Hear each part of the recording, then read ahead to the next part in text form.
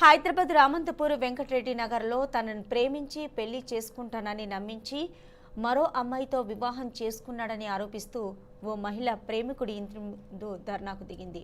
మహిళకు మద్దతుగా మహిళా సంఘాలు, బస్తీవాసులు ధర్నాలో కూర్చున్నారు. హైదరాబాద్ రామంతపూర్కు చెందిన శ్రీకాంతాచారి లక్ష్మి గత 12 సంవత్సరాలుగా ప్రేమించుకుంటున్నారని మహిళా సంఘాల నేతలు తెలిపారు. ఆమెను పెళ్లి చేసుకుంటానని నమ్మించి శారీరకంగా వాడుకున్నారని ఆమె ఆరోపించారు. ఇప్పుడు దళిత మహిళని సాకు చూపి వివాహానికి అంగీకరించడం లేదని, నిన్న మరో యువతిని ప్రేమించి పెళ్లి చేసుకున్నాడని తెలిసి బాధితురాలు తమను ఆశ్రయించిందని మహిళా సంఘాల నేతలు తెలిపారు. దళిత మహిళకు న్యాయం జరిగేంత వరకు ఇంటి ముందు ధర్నా కొనసాగుతుందని వారు తెలిపారు. ఎందుకంటే ఎక్కడ కూడా అన్యాయం జరుగుతుందంటే ఫస్ట్ మీడియా, ప్రెస్ సహకరిస్తారు. చాలా సంతోషం మాకు.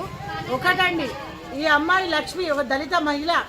తన 12 సంవత్సరాల నుంచి శ్రీకాంతాచారి అనే అబ్బాయి ఒక షాప్ పెట్టుకొని ఈ అమ్మాయి వస్తూ పోతుంటే ట్యాప్ చేసి అమ్మాయితో ప్రేమ వ్యవహారం చేసి ఆమెను ఒక రూములో తీసుకుపోయి పసుపు తాడు కట్టి, నేను మా పెద్దలకు చెప్తాను, నువ్వు అప్పటిదాకా నేను చెప్పినట్టు వినని చెప్పేసి 12 ఏళ్ళ నుంచి శారీరకంగా మానసికంగా అంతా వాడుకున్నాడు. మంచిగా చూసిండు, అంతే చేసిండు.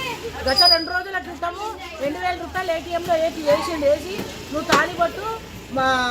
తాళిబొట్టు ఇంకా మెట్టెలు కొనుక్కో, నేను పెళ్లి చేసుకుంటా అని చెప్పి ఈమెకు మాయమాటలు, మబ్బు మాటలు చెప్పి ఈ అమ్మాయి మహబూబ్ నగర్ వేరే పెళ్లికి వెళ్ళింది.